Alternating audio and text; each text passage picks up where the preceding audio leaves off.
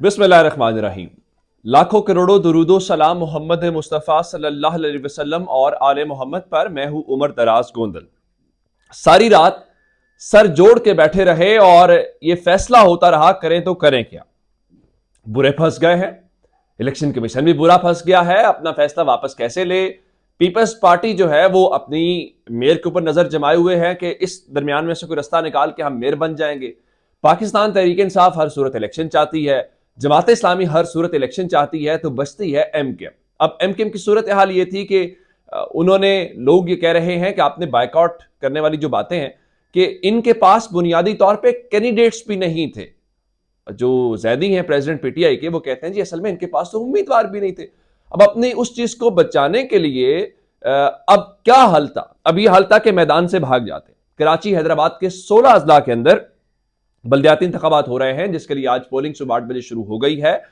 ये अलग बात है कि रात को कुछ जगहों के ऊपर ऐसी रिपोर्ट्स मिली हैं जहां पे लोग देख रहे थे गाड़ियों के अंदर जो पोलिंग का सामान है वो शिफ्ट किया जा रहा है। फिर कुछ ऐसी वीडियोस आई जिसके अंदर हमने देखा ठप्पे लगाए जा रहे हैं। उसके बाद टीवी के ऊपर एक बाकायदा कैंपेन चल रही है, यानी इलेक्शन वाले दिन टीवी के ऊपर पेड कंटेंट चलना, ये खुद इलेक्शन कमीशन पाकिस्तान के अहकामात की खिलाफ वर्जी है।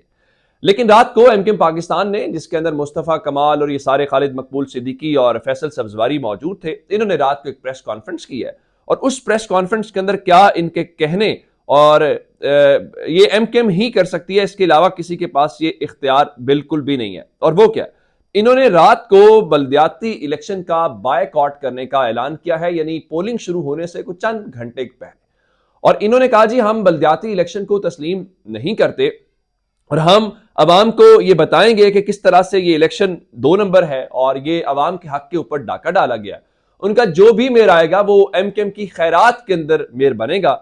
और सबसे खूबसूरत बात क्या है? सबसे खूबसूरत बात यह है, लोगों का ख्याल ये था कि देखिए अब होगा क्या, अब होगा ये कि आप हुकूमत छोड़ देंगे। जब आपकी हुकूमत के साथ बात बनी नहीं है, आपने मिलकर वो काम किया नहीं है, अगर आपको वोटर लिस्टों के ऊपर मसला है, आपको हल्का बंदियों के ऊपर मसला है, तो फिर जारी बात है हुकूमत का हिस्सा रहने का। या तो आप हुकूमत है, जिस तरह हाफिज नईमुर रहमान जो वहां के कैंडिडेट है जमात इस्लामी के, उनका अगर आपने उसूल बना ही लिया है तब पीडीएम की गोद से भी उतर आए।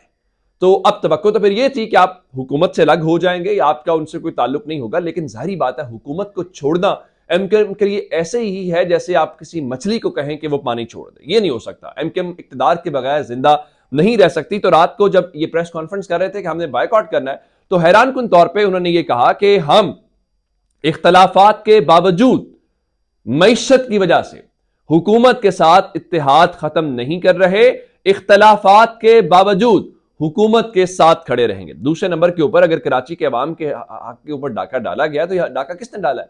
तो इसका मतलब यह है कि कराची के हक के ऊपर डाका डालने के बावजूद हम हुकूमत नहीं छोड़ेंगे। ये इमरान खान की कामयाबी है कि इमरान खान ने इन सब को अवाम के सामने एक्सपोज कर दिया है। और ये जो नई नवेली दुल्हन की तरह बने हुए एमकेएम है, जिसको मजबूर एमकेएम आप कह सकते हैं, मजबूर कौमी मूवमेंट, वो भी आज एक बार फिर एक्सपोज होते हुए नजर आ रहे हैं। दूसरी जानिब पीपल्स पार्टी और पीएमएलएन ने तो कहा जी बड़ा अफसोस हुआ जी, बड़ी पॉलिटिकल पार्टी जो है वो इलेक्शन से बाहर हो गई है। आप दूध का दूध और पानी का पानी वैसे ही हो जाता है। एमकेएम का वोटर निकलना ही नहीं था, क्योंकि जब अल्ताफ हुसैन ने बायकॉट की कॉल दे दी तो उसके बाद वोटर क्या निकलेगा ये हम सबको बहुत अच्छे से पता है।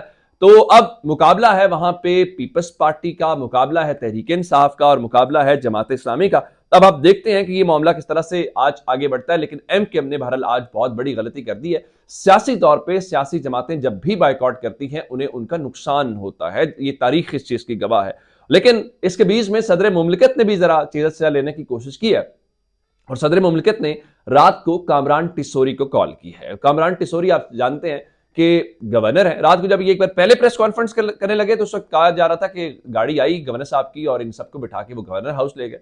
लेकिन रात को फिर बात नहीं बनी और लोग कह रहे हैं कि अब पता नहीं वो कौन सा अब्बू है, कह रहे हैं उन्होंने अब्बू की बात मान के जो है वो बायकॉट कर दिया। मुझे नहीं मालूम कि एमकेएम का अब्बू कौन है, ये इस हवाले से क्या कहा जा रहा है। अब सदर मुमलिकत ने कामरान टिसोरी को कॉल करके उनकी खैरियत दरियाफ्त की और कहा कि आप अपनी सेहत का ख्याल रखें और एहतियात करें। अब ये बात जो है ये एक बड़ी इंपॉर्टेंट बात है कि सदर ने इस दौरान क्यों कहा है, क्योंकि उसकी वजह यह है, खान साहब ने रात को बता दिया है कि एतमाद का वोट लेना है और एतमाद के वोट के लिए 2 वोटों के ऊपर खड़ी जो हुकूमत है उसमें एमक्यूएम के 7 वोट हैं और वो बहुत इंपॉर्टेंट वोट है, इसलिए बड़ा इंपॉर्टेंट है। अब दूसरी जो बड़ी खबर है, मैंने आपको बताया था रात को ही कि पंजाब असेंबली डिसॉल्व हो गई है। उसकी वजह यह है कि गवर्नर पंजाब ने दस्तखत करने से इनकार किया, तो जारी बात है उन्होंने कहा जिससे कोई रुकावट नहीं बनेगी। तो 10:15 बजे असेंबली एज पर लॉ अपने इख्तिताम को पहुंच गई है और उसके बाद उसका एक नोटिफिकेशन भी आ गया और गवर्नर पंजाब ने इस सिलसिले में किया क्या है कि उन्होंने वजीर आला पंजाब, जो अभी भी वजीर आला पंजाब हैं,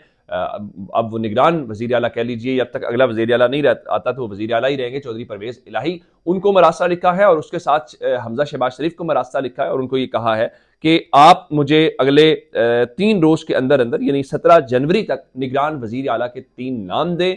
और उसके साथ उन्होंने कहा है कि मैं अवेलेबल हूं आप दोनों के साथ मीटिंग करने के लिए ताकि इत्तेफाक राय हो पाए।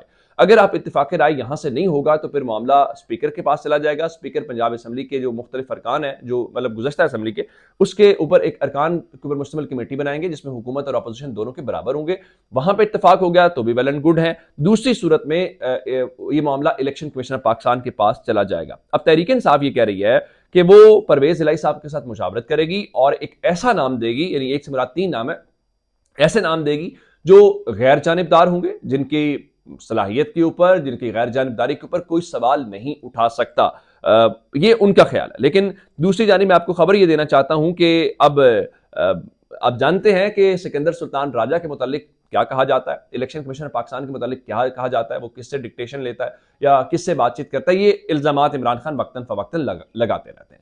अब खबर यह है कि मुस्लिम लीग नून ने हैरान कुन तौर पर वजीर आला पंजाब के नाम के लिए, निगरान वजीर आला पंजाब के नाम के लिए मुशावरत का हिस्सा ना बनने का वो फैसला कर लिया है। और कल तक आप हमें बता रहे थे जी असेंबली तहलील करना आमरों का काम है। वो कह रहे थे जी हम किसी गैर आईनी काम का हिस्सा नहीं बनेंगे। वो आइन ये कहता है कि आप मुशावरत करेंगे। जब इमरान खान कहते थे कि मैं चेयरमैन नैब के नाम के ऊपर मुशावरत नहीं करूंगा, तो आप कहते थे कि इसमें जमहूरी रिवायात नहीं है, ये हाथ नहीं मिलाता। तो जब आप अब मुशावरत का हिस्सा नहीं बन रहे तो क्या अब आप आइन और कानून के मुताबिक काम कर रहे हैं? तो ये जो 2 नंबरियां ना, ये नहीं चलेंगे। अब उनका इसके पीछे पर्पस क्या है, मुशावरत क्यों नहीं करनी?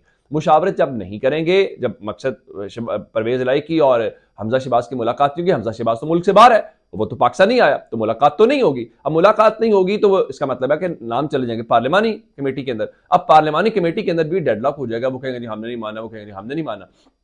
उसके बाद ये मामला इलेक्शन कमीशन में जाएगा और at the end election commission of Pakistan तकर्रुर करेगा। कहने का मतलब यह है कि जो नून लीग एक ऐसा बंदा दरमियान में नाम देगी तो वो जाहिरन तो डेडलॉक होगा वजीर आला के दरमियान भी, पार्लिमानी कमेटी के अंदर भी। लेकिन जैसे ही नाम वो जाएगा वहां पे इलेक्शन कमीशनर पाकिस्तान के पास, तो उनको यकीन होगा कि देखिए जी हम तो इस बारे में बाकायदा तौर पे तैयारी करके बैठे और हम उस तरह से वही नाम आगे आ जाएगा। अब आते हैं गवर्नर पंजाब की तरफ। गवर्नर पंजाब ने इत्तेमाद का वोट लेने का तो कह दिया और उसके बाद जो कुछ हुआ, अब गवर्नर पंजाब की छुट्टी की बुनियाद पड़ गई है और वही लाहौर हाई कोर्ट जहां पे उनका वो केस जिसमें चौधरी परवेज इलाही की छुट्टी होनी थी और इत्तेमाद के वोट के हवाले से केस की समाअत होती रही, वहां पे एक आईनी दरखास्त दायर कर दी गई है कि गवर्नर पंजाब को ओहदे से हटाया जाए। और हैरान कुन तौर पर लाहौर हाई कोर्ट ने इस दरखास्त को समाअत के लिए मंजूर कर दिया है और जस्टिस आबिद अजीज शेख, जो परवेज इलाही साहब के खिलाफ उस बेंच को हेड कर रहे थे, वही इस केस को हेड कर रहे हैं। 5 रुकनी बेंच भी तश्कील दे दिया गया है और मंडे के रोज इस दरखास्त के ऊपर समाअत होगी। उसका मियां शब्बीर अहमद है जी, कोई दरखास्त गुजार, उन्होंने अजहर सिद्दीक एडवोकेट की तवस्सुस से दरखास्त दायर की है जिसमें वो कहते हैं कि गवर्नर पंजाब ने अपने आईनी काम से तजावुज किया है। असेंबली इजलास के खत्म होने से कबल गवर्नर नया इजलास नहीं बुला सकते थे, किसी एमपी ने इस्तीफा नहीं दिया, ना ही कोई फॉरवर्ड ब्लॉक बना। गवर्नर पंजाब ने जो इकदाम किए वो गैर कानूनी और गैर आईनी थे, इसलिए उन्होंने आइन की खिलाफ वर्जी की है और आइन की खिलाफ वर्जी करने की बुनियाद के ऊपर उनको उनके इस ओहदे से हटा दिया जाए। अब चूंकि सदर पाकिस्तान अपॉइंट करते हैं और सदर पाकिस्तान ही उनको रिमूव करते हैं, अब देखना यह है कि क्या लाहौर हाई कोर्ट उनको इस ओहदे से हटा सकती है या नहीं हटा सकती, ये एक अलग बात है। लेकिन अब मैं आपको एक बात जरूर बता देता हूं, जहां पे इतनी बातें हम बता रहे हैं कि सूरत हाल इस वक्त ये है कि IMF के साथ पाकिस्तान की बातचीत चल रही है। हमें बताया गया था जी वो जब ये जेनेवा में थे कि मुलाकात हो गई है, उनकी MD के साथ बातचीत हो गई है, तो उनका वफ्द बहुत जल्द पाकिस्तान आ रहा है और पाकिस्तान आने के बाद वो चीजें करेंगे, मुलाकातें करेंगे तो बिल्कुल मसला हल हो जाएगा।